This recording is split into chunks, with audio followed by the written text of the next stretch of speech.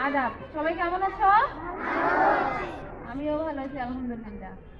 তা আজকে কি তোমাদের কিসের জন্য অপেক্ষা? রেজাল্ট, ফলাফল নাকি?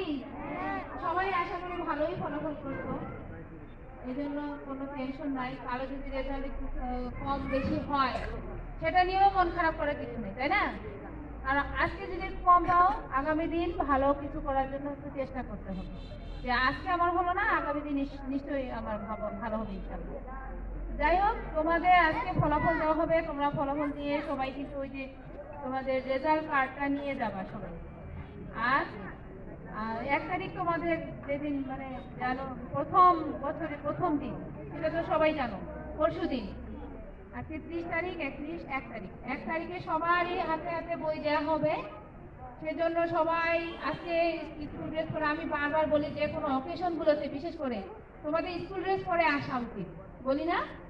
এই যে আমরা ছবি তুলি, আমরা যখন ছবিগুলো দেই আমাদের গ্রুপে, আমাদের অফিসাররা দেখে, তখন এই যে পোশাক থাকে না, এগুলো নিয়ে নানান মন্তব্য করে, আমাদের স্কুলকে খুব ছোট করে দেখে।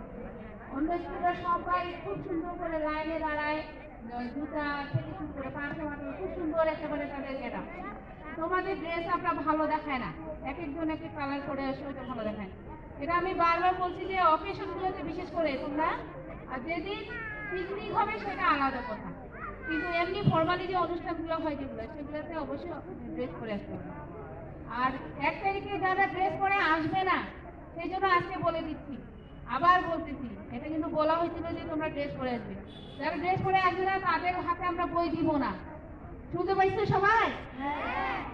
মাথায় ঢুকছে? যাদের একেবারে হয়নি তাদের ব্যাপারটা আলাদা, কিন্তু ম্যাক্সিমাম তো হয়ে গেছে, সবারই ইউনিফর্ম আছে। তোমরা